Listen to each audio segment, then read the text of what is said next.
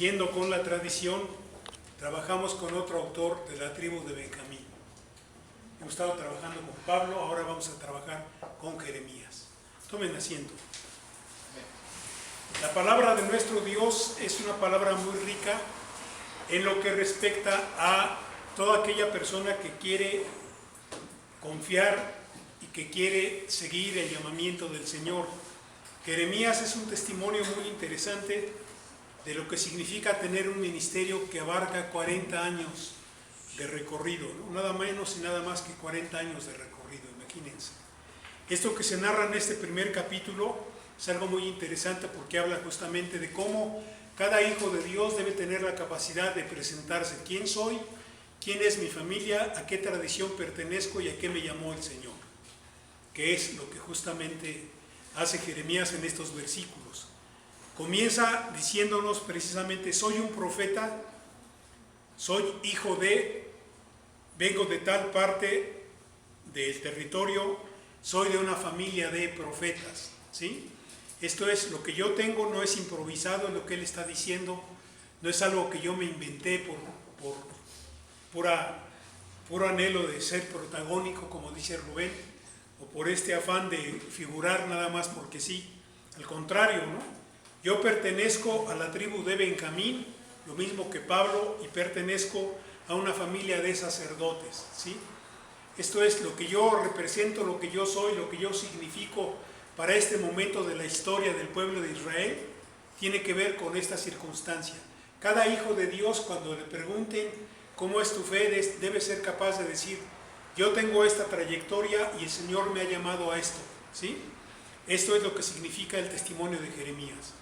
En el momento que Jeremías da testimonio de esto que Dios le dijo y que él lo escribe y que él lo transmite, es un momento en que la profecía era muy compleja, en que poder identificar a un profeta era una tarea compleja. Precisamente cada profeta estaba obligado a defender ante los demás la característica de su llamamiento, la característica del nombramiento que Dios le había dado. Esto es, estaba obligado a legitimar el llamamiento de que era objeto, porque no es sencillo que cualquier persona diga: el Señor está hablando por mi conducto. Entonces él tenía que decir: yo tengo claro que el ministerio que Dios me ha dado me lo dio antes de que yo naciera. He sido objeto de su atención. Esto es, el Señor ha estado conmigo desde mi familia, desde el lugar donde me permitió crecer. Esto es, desde la herencia que Él me brindó. De tal manera que si yo hablo de Dios, lo hablo con pleno conocimiento de causa. Esto es, en la tradición de mi hogar se ha hablado de Dios una y otra vez. Entonces, para mí hablar de Dios es algo familiar, es algo común, es algo frecuente. No es algo que se me ocurre a mí de repente, ¿sí? Entonces, esa es una de las características. Soy profeta, soy hijo de, tengo una residencia y tengo una herencia. Y es muy interesante porque aquí Jeremías nos dice: he coincidido en el tiempo con Josías, hijo de Amós, hijo de Joacim, y con el rey Sedequías. Y es algo muy interesante porque aquí resume 40 años de recorrido, ¿sí? Y es algo muy interesante porque a Jeremías Dios le permite desarrollar su ministerio antes del exilio babilónico. Esto es muy interesante porque Dios le dice a Jeremías, lo llama, le da una carga pastoral, le da una carga profética, pero también le asegura que él va a ser preso. Y es la experiencia de Jeremías. Jeremías nos cuenta lo que significa obedecer en un contexto donde la obediencia tiene como producto la paciencia. La obediencia tiene como producto el sufrimiento y la obediencia tiene como producto el rechazo de la gente que está con uno. Y no es sencillo porque entonces es el momento en que nuestro hermano dice: Dios me eligió, Dios me apartó, Dios me ha enviado al mundo. Y con eso está diciendo: lo que yo digo es porque Dios me lo ha dado, porque Dios me lo ha pedido. Y cada uno de nosotros debe tener esa capacidad de decir: Dios me eligió para esto, Dios me ha apartado para esto y Dios me ha enviado a esta misión en el mundo. Y cada hijo de Dios, cuando le pregunten cuál es tu tarea, debe decir: tengo claro que cuando Dios me llamó por conducto de la vida de mis padres, estaba preparando en esta historia, en este recorrido, en estos acontecimientos tales y tales circunstancias que hoy de las que puedo dar testimonio, porque era lo que justamente estaba haciendo el profeta. Dios me eligió desde antes de nacer, Dios me apartó desde antes de nacer, y esa convicción solamente la da el Espíritu Santo.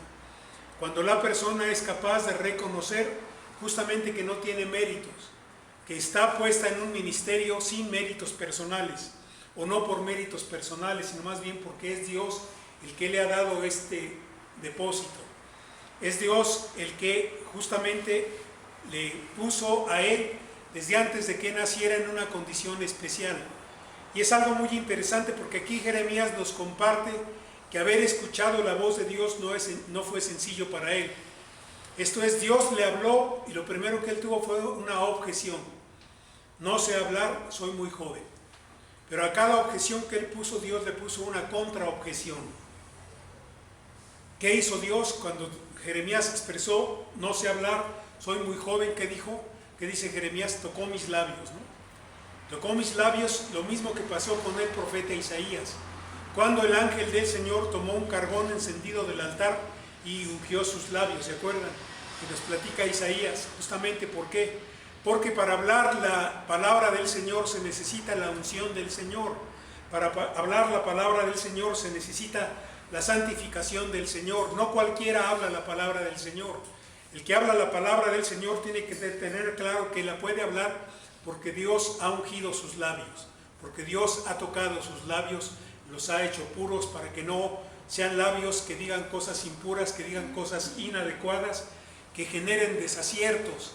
La palabra de Dios no genera desaciertos, la palabra de Dios genera luz, la palabra de Dios guía. Aunque aquí Jeremías está diciendo, Dios me levanta como profeta para señalarle al pueblo que el pueblo va a recibir un castigo. Pero eso es la visión del cedro y la visión de la olla hirviendo, porque va a venir un castigo durísimo sobre el pueblo de Israel, por desobedientes, por infieles, por tener problemas justamente de adulterio en la fe. Y la visión que Dios le da justamente le dice, ¿qué ves?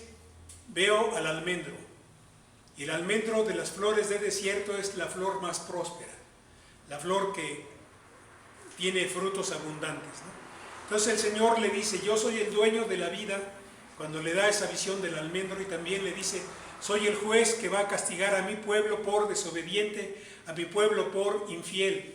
Y solamente quien tiene la seguridad de que Dios le pidió hablar, lo hace sin temor y lo hace sin remilgos, porque si Dios me pide que le diga a mi hermano, hermano, Dios te va a castigar, lo tengo que hacer porque Dios me lo pide, porque Dios me llamó a eso, que es el caso de Jeremías.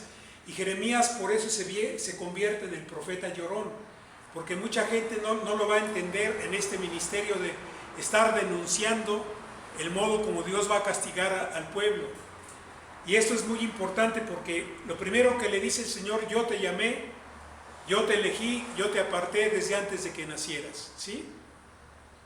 Y ojalá cada uno de nosotros en el ministerio que tenemos tenga claro que uno puede objetarle al Señor su llamamiento. Señor, pero ¿por qué yo voy a enseñar si yo no tengo preparación para enseñar? ¿Por qué yo voy a compartir si yo no tengo el conocimiento que se requiere para compartir? Pero si yo te lo pido, no te preocupes. Yo me encargo de tocar tus labios y yo me encargo de recordarte que yo soy el que produce los frutos del almendro y yo soy el que castiga. Por eso es que te doy la visión del almendro, para que veas que soy Dios de prosperidad y para que veas que soy Dios que renueva. Y lo que tú vas a anunciar es que yo voy a castigar a mi pueblo porque son malos y porque son más mal portados, porque son idólatras. Y si tú te sientes que no sabes hablar y que eres muy joven, no te preocupes. Yo te voy a hacer fuerte, yo te voy a hacer tan fuerte como un poste de hierro, tan fuerte como una puerta de bronce y tan fuerte como una ciudad amurallada. Veamos qué importante el modo como Dios responde a las objeciones de un hombre que siente que no tiene los requisitos para hacer la tarea que Dios le pide. Porque eso es muy humano, pensar que uno no tiene las condiciones para responder al llamamiento que Dios le hace. Pero Señor, ¿tú quieres que hable? Sí, yo quiero que tú hables con fulanito, con fulanita, con perenganito. No importa lo que tengas que hacer, pero hazlo, ¿sí?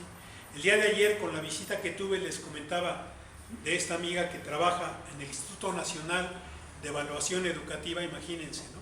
Ella está cerca de una de las dos consejeras de este instituto. Me dice, ¿puede usted orar conmigo por estas dos consejeras? Puedo orar, claro que sí. ¿Y podría usted un día que yo las convide a comer, acompañarnos a comer? Podría, desde luego, ¿sí? Y si Dios me permite hacerlo, lo voy a hacer, desde luego, ¿sí? Porque si Dios me permite hablar con estas dos altas funcionarias, Él me va a habilitar para hacerlo, ¿sí? No nada más porque yo conozco un poquito de educación, no es por eso, sino porque conozco su palabra y que puedo hablar su palabra para estas dos personas en este terreno tan complejo en estos momentos, tan difícil en estos momentos donde se requiere una gran visión para poder echar a andar todo este asunto de la evaluación de los profesores en el país. Porque las dos personas de las que hablábamos son responsables de estos proyectos. Me decía esta amiga, ¿lo puede hacer? Claro que lo puedo hacer en el nombre del Señor. Si Él me habilita, Él me va a hacer más fuerte que cualquier poste de hierro, más fuerte que cualquier portal de bronce y más fuerte que cualquier ciudad amurallada. Porque así es el Señor cuando trabaja y decide meterse en la vida de la gente que necesita escuchar su voz. Entonces, por más objeciones que yo le ponga, Señor, pero fulanita tiene un doctorado, sutanita tiene otro doctorado, ¿y eso qué? Tú vas a hablar en mi nombre y tú vas a decir lo que yo te diga. Así como puedes hablar del almendro, puedes hablar de la olla de agua hirviendo. Yo te voy a decir lo que tengas que decir, ¿sí? Entonces, esto es lo que Dios tiene para cualquier objeción humana. Señor, pero yo no sé qué hacer en tu iglesia. Tú no sabes, pero yo sí sé para qué te traje. Yo sí sé para qué te quiero. Tú no tienes claridad, pero yo sí tengo claridad, porque justamente le dice el Señor a Jeremías, te voy a poner para que te escuchen todas las autoridades de Judá, ya sean estas políticas o sean estas religiosas. Tú no tienes que tener miedo de que eres joven, ni que eres débil, ni que te faltan palabras, ¿sí? Soy yo quien te va a dar la palabra y te voy a poner delante de ellos, y le dice, no te podrán vencer. Esto es, no habrá argumentos que ellos puedan poner a tu ministerio de modo que tú te sientas arrinconado, de modo que sientas que no tienes manera de salir adelante. No te podrán vencer, y algo que espero te sirva es que voy a estar a tu lado todo el tiempo para cuidarte. Cada hijo de Dios, cada hija de Dios que da testimonio puede decir eso. Dios ha estado conmigo a mi lado todo el tiempo para cuidarme. Me ha dado la manera de salir, ¿sí?, triunfante en situaciones críticas, ¿no? Yo pensé que no podía. Este viernes acompañé a una hermana que me conoció hace algunos años como secretaria, que es ella del Seminario Metodista de México, y ella un día me preguntó, hermano, ¿usted cree que yo puedo estudiar en la universidad? Le digo, sí, hermana, claro que sí. Este viernes pasado ya terminó sus estudios, finalmente, dice, bendito sea Dios, bendito sea Dios. Ella es solamente secretaria, digamos, tiene esta parte de entrenamiento en su vida profesional, se metió, terminó todas sus materias, no debe una sola materia, pasó todas sus materias, y gracias al Señor se da cuenta de que Dios estuvo a su lado para sostenerle. Programas y contenidos muy difíciles que ella creía que no iba a poder, y ahora enseña en el Seminario Metodista. Imagínense, ¿no?